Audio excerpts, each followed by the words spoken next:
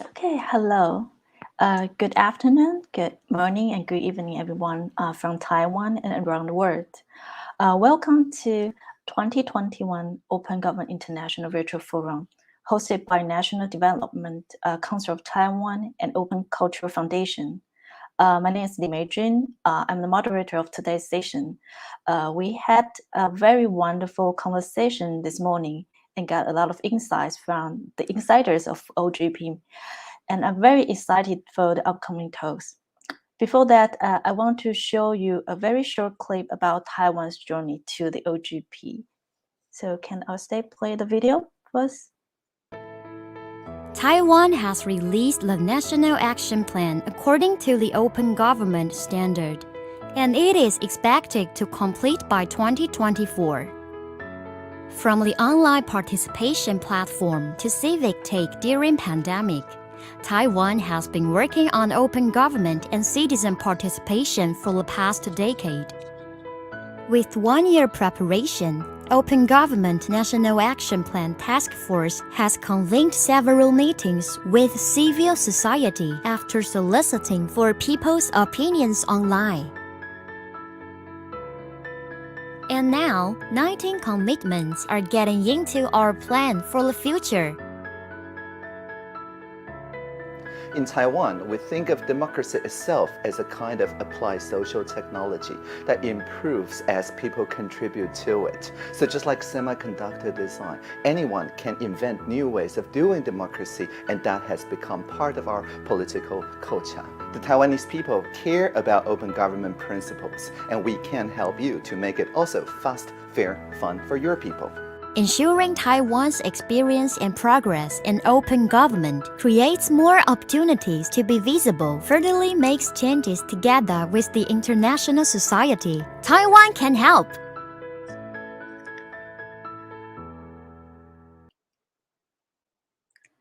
Great, thank you so much. So this afternoon, we'll begin by a keynote speech made by Nada Kokolize. Can our guest? Yeah, thank you.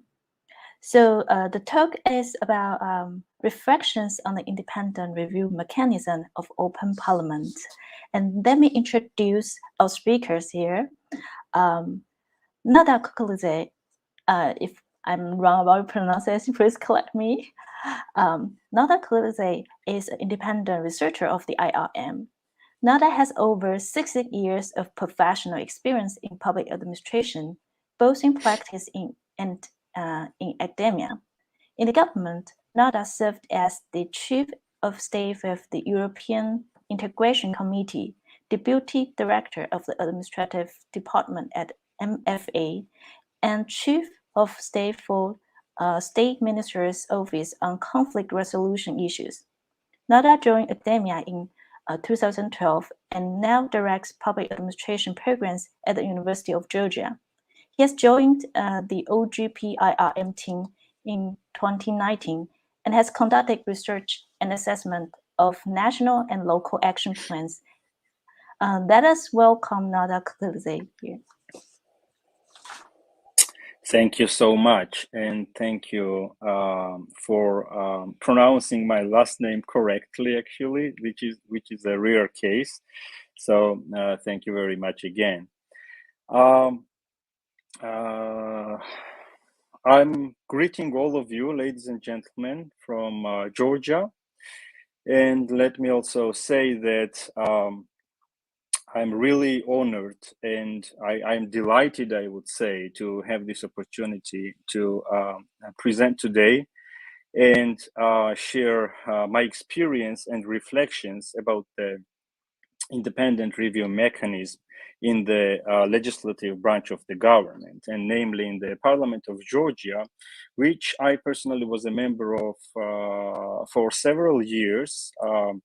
As a civil servant in different capacities, and renewed my cooperation with the parliament in my latest capacity as the independent reporting mechanism for open government partnership.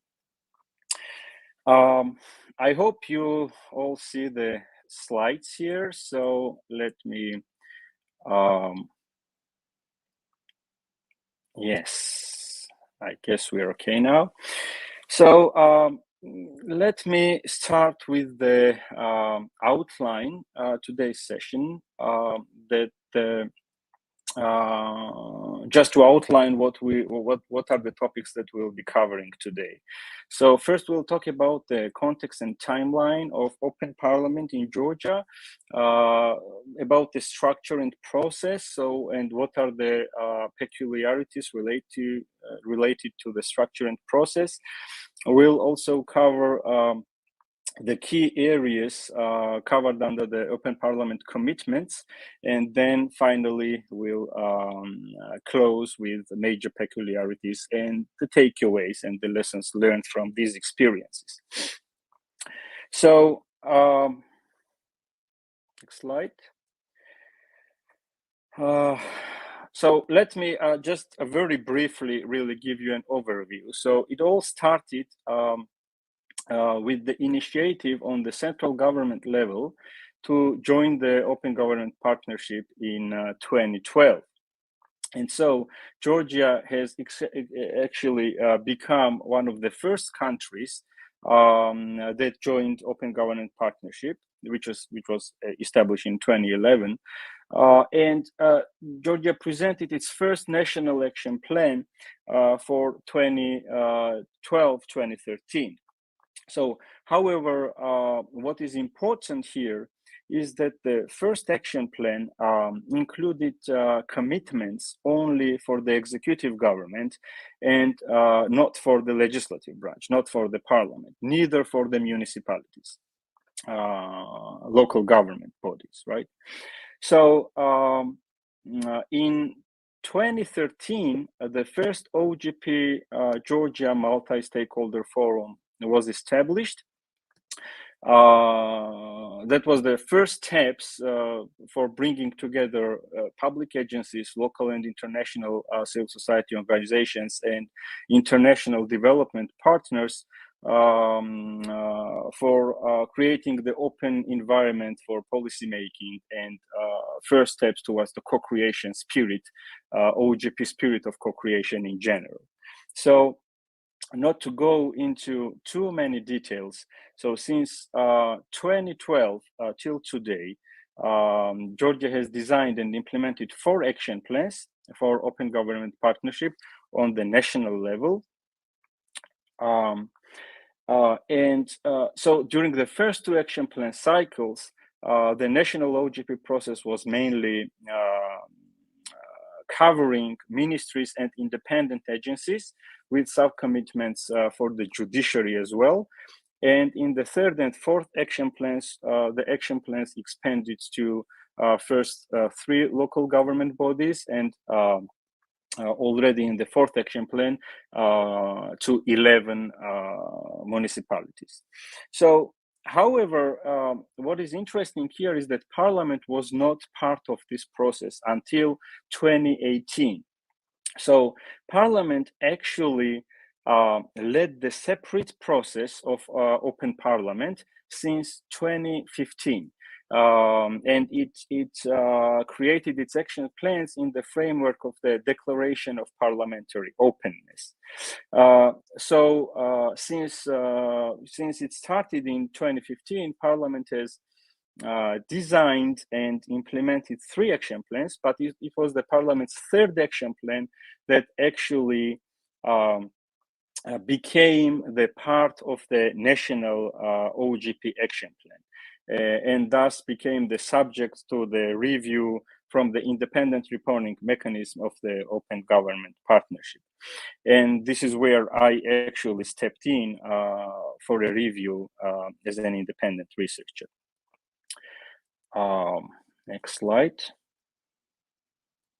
So now let's move to the structure and the processes, so how the openness processes work out in the parliament, right? So as mentioned, Parliament leads the separate process, independent from the national co-creation process and action plan development process.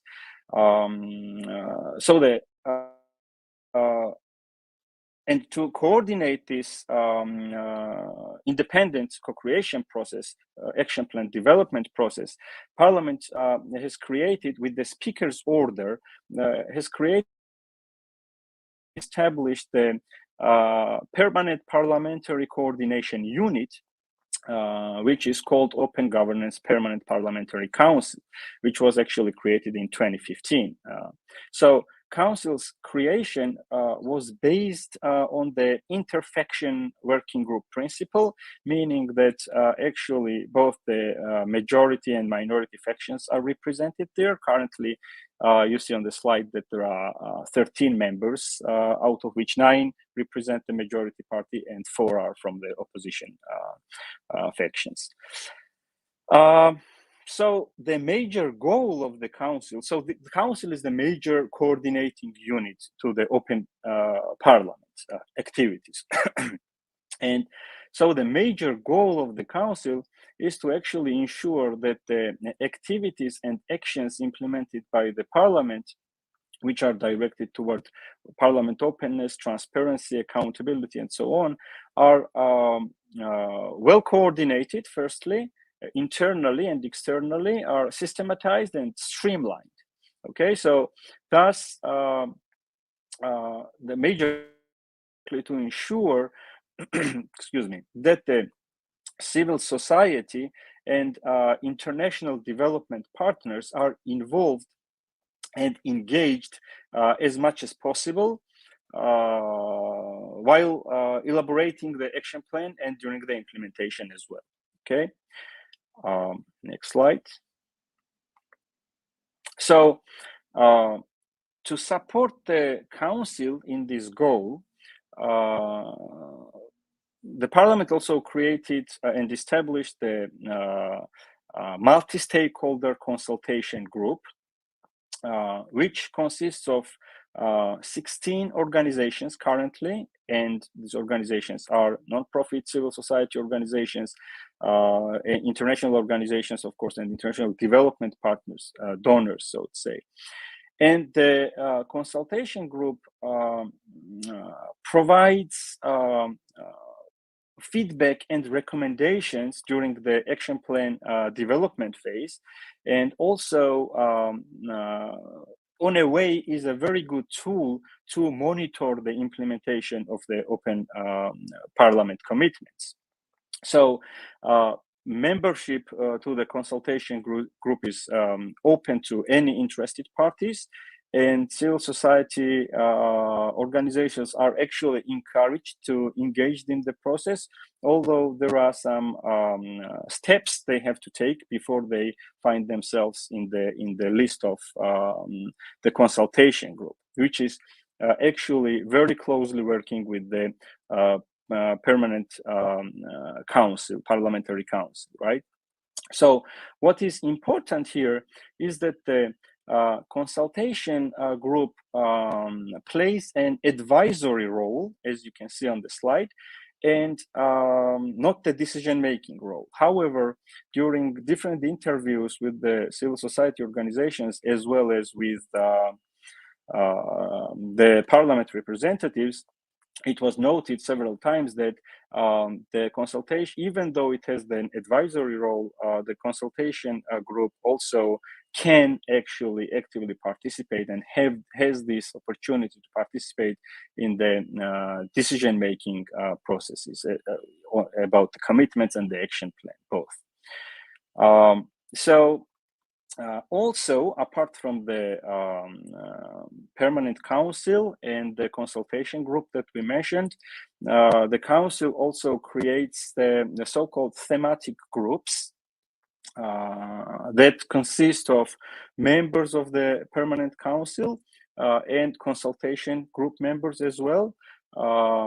So these are the combined groups to work on different sectoral and specific topics and themes that may arise. So this is where actually most of the work is getting done, where the initiatives are generated, discussed, and prepared for the discussion on the council meetings. Next slide. Okay, so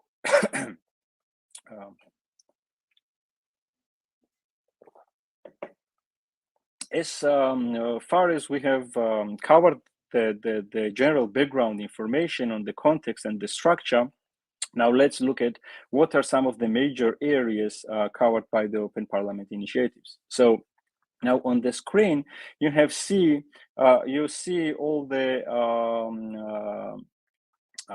key open government and good governance values in general, right? Which are transparency, citizen engagement, accountability, access to information, and technology and innovation, according to the OGP values. But what is peculiar for the parliament, actually, and I guess for all the legislatures, right, the legislative branches of the government, is that all the commitments that they are working on falls at least under one of the major functions of the parliament, right, which is either a legislative function, or the oversight function over the executive government, or the budgetary function or representative, right, which is tied to citizen engagement and possibly also to access to information and so on. So what is actually peculiar to the parliament's action plans is usually that all the commitments fall under either of the pillars that I just mentioned. But also, each of the commitment is also linked to one of the key areas, one of the values that you see on the screen. So, for example, in the last action plan of the Georgian parliament, under the citizen engagement pillar, one of the commitments envisaged to actually transform the old citizen reception of the parliamentary building into the entirely new approach, which was actually called the Citizen Engagement Center. And it was envisaged that the Citizen Engagement Center would come up with various mechanisms and tools to increase the citizen participation in the parliament's day-to-day life, right? So another example is that under its oversight function and accountability pillar, I would say, Parliament plans to actually strengthen its capacities in monitoring the implementation of national indicators for sustainable development goals. So next slide. So now, of course, this is all tied with what independent review mechanisms or independent researchers like me look at when we assess either implementation, either design stage, either the action plan design or the implementation stages, right? So what are we looking at during the independent review? So firstly, of course, we are wondering how well designed the commitments are in terms of value relevance, in terms of how the processes were actually led, right? If there are there any formalized processes or not? And who is involved, engaged, and in what ways they are actually involved, right? Also, we look at the commitments and actions if they are verifiable, to what degree they are actually verifiable, or are they actually verifiable or not? So what tells us if the commitment has actually been implemented, right? If the relevance is on place with the OGP values, because usually there is a tendency that the implementing agencies, including the legislature, the parliament, we had several cases with that they whatever commitment or the idea initiative they come up, they immediately associate these commitments to almost all the OGP values, right? While open government partnership looks at these values differently with specific coding. So what we mean under accountability exactly. So what is accountability, right? So and our understandings of accountability may differ. So that's what we are looking at when checking that when reviewing, assessing the action plans and the development phase overall, right? One of the key factors. Of course, we are looking also what is the potential impact? So of each commitment and of the entire action plan, right? So does the specific commitment, for example, have the potential to positively reflect on the existing praxis, for example, of the legislature, or how the things are actually done in the parliament, right? Or if it could bring any positive changes. So on the implementation level, we majorly look at who and how is involved in the implementation. Is there a monitoring or evaluation processes involved? What are some mechanisms for this? Are the milestones actually completed or not? And most importantly, are they implemented in the ways that was initially envisaged during the implementation, during the design phase? Because it is very often when not very often, but it's often that the initial idea drastically differs from the idea from whatever and however commitment was implemented. And then it is really debatable if it will bring the result that was envisaged or not. And of course, we also look at the early results. So if the implementation actually led to any tangible results, any tangible outputs, first of all, and then like any immediate early results that could be described as tangible. Next slide. Okay, now let's move to the peculiarities. So now during drafting this slide and whatever I'm going to tell you, I was thinking that I was actually comparing the separate processes of the legislature, the parliament during the design and implementation phases, and that of the executive government. However, both parliament and executive government make, as said, the one national action plan, right? But the processes are different. So in case of the parliament, the cooperation, the co-creation spirit is actually higher and smoother, and the design phase, the action plan development phase, is much smoother than and I would say well coordinated than in the executive government.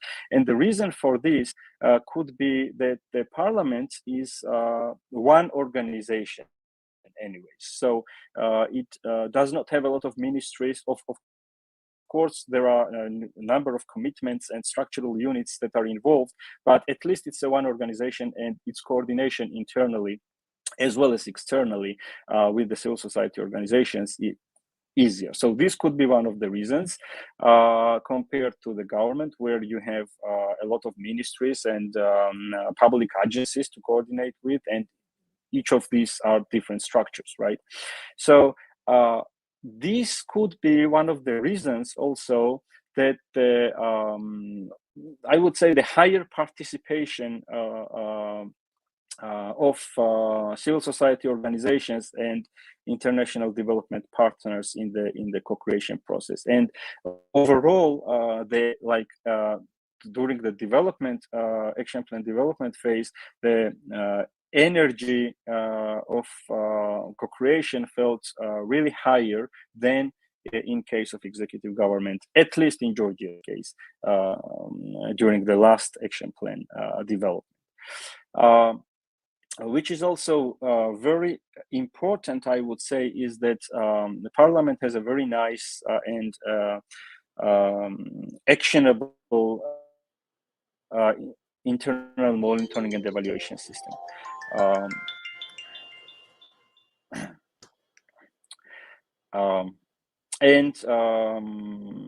One more things to consider is that Parliament has, well, it actually comes up with the fewer commitments. So overall, last time they had like 5 commitments, but each commitment includes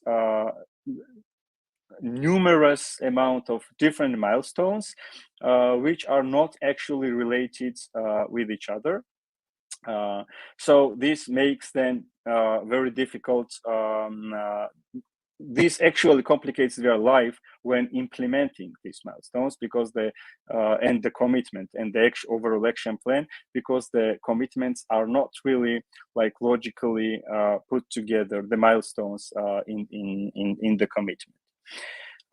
So I am not sure if I still have time to go on, but it's actually about time, but maybe can you like wrap up in 1 minute? Is that possible? No worries, maybe 1 or 2 minutes. Go ahead. Okay, all right.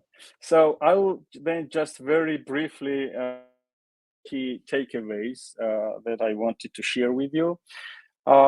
So it is crucial for the successful implementation of the action plan, and these lessons are derived from solely from the Parliament's collaboration with the Parliament.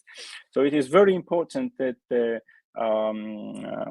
more attention is actually paid to how commitment texts are formulated during the design phase, and that the milestone texts are actually aligned with the objectives given in the commitment. So if commitment text and milestones are not aligned, and milestones are not clearly connected with the commitment, then the original commitment idea dissolves really, really fast, and especially if the responsible units and agencies like change for any reason.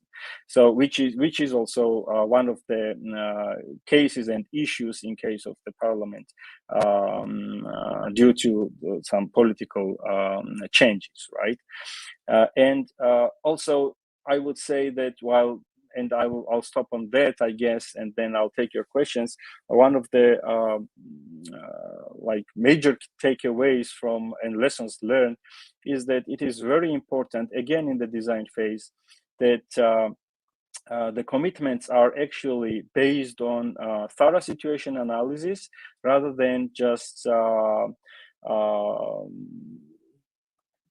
desires, I would say, and wishes, because this often leads to like very over ambitious commitments that are then just unrealistic to accomplish. So then it turns out that we have a good action plan, but then there is no action to actually implement the action plan or the major of the commitments, and which would then lead to any tangible changes towards open governance. Thank you very much. I'm so sorry I could not actually cover all my contents here, all my takeaways, but I'm ready to take questions.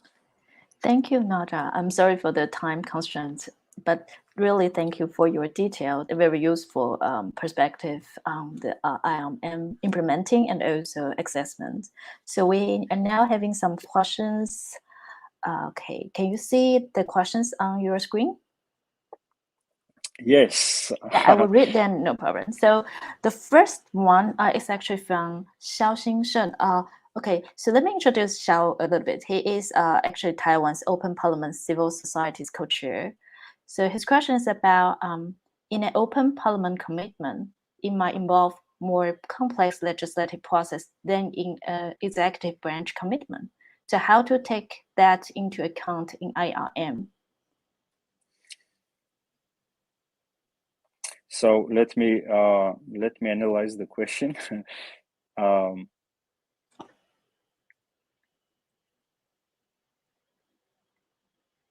So yeah, I think I get the essence of the question. So under complex legislative process, I'm not sure what is meant here really, but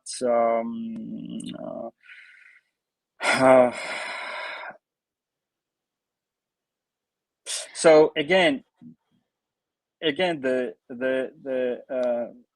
there is the complexity, of course. I would not call it the legislative complexity, though. I'm not sure.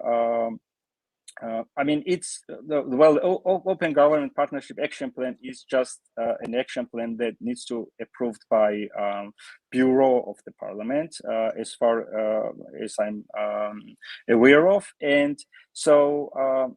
If there is an agreement, it does not require a strict legislative process, at least to the best of my knowledge.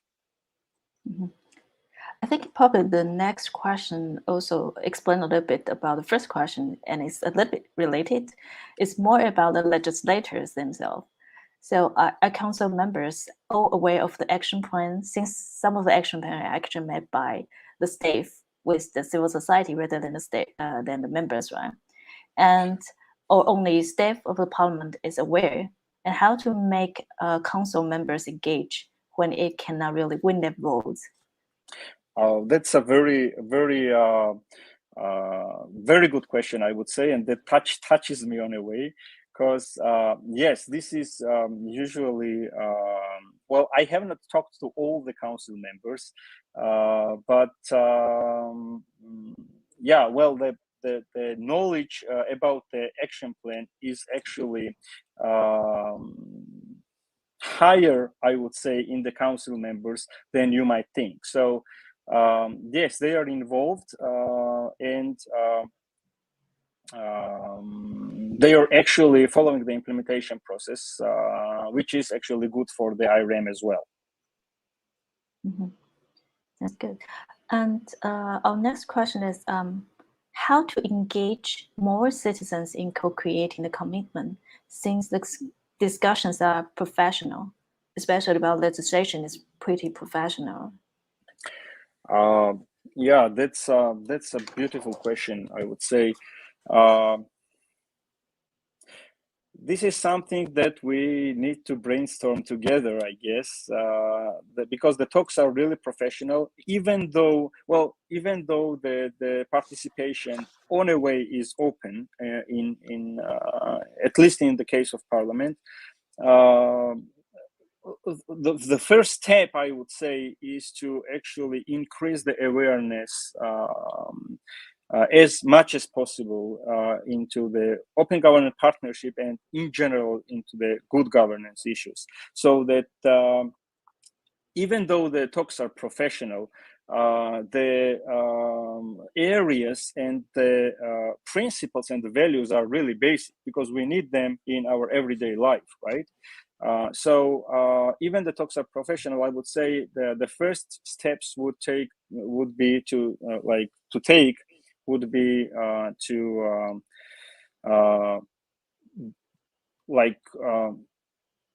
accomplish, do anything that required to somehow raise the general public awareness into open governance and good governance principles. Mm-hmm. However, I can't list down the specific mechanisms right now, of course, as far as we are very limited in the time, I guess. But thank you for the question. I think we can continue the conversation and learn something more in details from you later on, because this will be very important for us. Okay, so the next question, let me see. This one we have answered, so will be the second in the row. Okay, now the first one. When Parliament started the multi-stakeholder consultation, you said there are 16 CSO involved. are they also part of the Open Government National Action Plan stakeholder? So how's the interaction between this open parliament and open government? Right. So there are some civil society organizations that are involved in both processes, with the parliament and also with the national executive government process, I would say. So they participate in both, in the consultation group of the parliament, and they are actually one of the non-profit organizations, civil society organizations, leads the consultation group for the parliament, and they are also involved in the executive government part. So there is this overlap, definitely, but there are some that are only members for the parliament consultation group, and some for the executive. And what is important here is also that international, not only society organizations, but also the international development partners are involved in both. And there is an overlap too. For example, there is USAID Good Governance Initiative, UNDP Good Governance Program, and so on. So these are the development partners that actually work with both, with the parliament, with the executive government, and with municipalities, some of the municipalities as well. Mm-hmm. Can I use my moderator's role to ask a follow-up question, because I think this is interesting. I wonder what are the roles of these international agencies, since they are not the civil society, that kind of different roles, right? So are they part of those civil society groups, or are they providing consultations or? Right. So so for example, the Parliament Consultation Group, it also in the executive government, we have these multi-stakeholder groups, right? So we have different stakeholders and interested parties involved, both civil society organizations. If I understood your question correctly, I'm not sure though. Yeah, I'm just interesting about you mentioned those international organizations. Right. Yeah, so they are part of not exactly as the civil society organization, but as the international organization that helps in development. Mm-hmm. Okay. So we have next question is that you mentioned impact is regardless it is a new or pre-existing, but very often we see government repeat existing policy. So how does that reflect the impact? So I think the question is more about the plan itself. It is a new or pre-existing policy, and how in the IABM process to reflect that the action plans really has an impact. Let me read it myself for a second. Sorry, just to No give you the problem. idea. Sure. Yeah.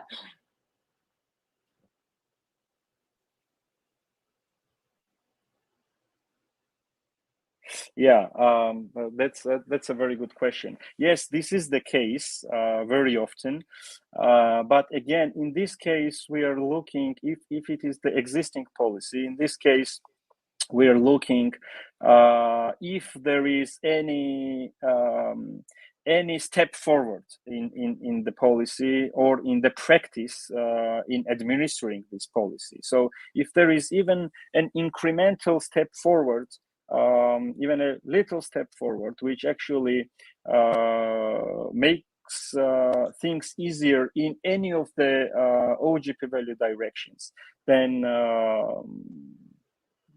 that counts, so to say, right? But of course, we are more looking for more ambitious commitments that would actually bring some at least moderate to transformative changes.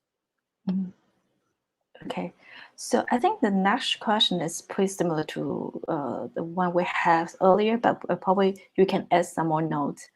Open Parliament seems to have a knowledge transfer to be accessed by people. How can we eliminate that and embrace more citizen partners? I'm not getting the essence of the question, though it seems interesting. I think it's kind of similar to the earlier question about that open parliament is a professional things. It's pretty difficult for a normal citizen to engage in, right? So how can we like widen our like partners from civil society? So yeah, now the question here is engage in what? So are we talking about the engagement in policy making, or are we talking about engagement in I don't know, day-to-day activities of the parliament? So I mean, what is the level of engagement? So if we're talking about like generating ideas from the public, or public hearings to give them the voice into the policy making, then there are different mechanisms to think of, right? If we are talking about like just opening the parliament to comments and ideas, there could be different mechanisms. So I mean, this is something that we who promote the open government and work on these issues have to sit together and brainstorm and think of. Yes, thank you so much. I think it's about time, so I wonder if you have any final notes that you want to add. And for the last question, I don't really know. Yeah, Sorry. it's a difficult one. I think it's a big one, and it's something that probably we should convene a lot of people together to sit down and discuss, right? Yeah. But thank you so much for your insight, and I think your experience will really help us in thinking about our own ways of doing IRM. Thank you so much for a super organized event, I would say. Thank you so much, and thank you very much for giving me this opportunity, and anytime. Thank you. We'll continue our conversation elsewhere. Exactly. Thank you so much. Thank you. Okay, so we have a 10 minutes break here. Actually, it's 8 minutes break. While still prepare for the next session, we'll start again at 5 p.m. Taiwan time. So please stay online. We'll come back very soon.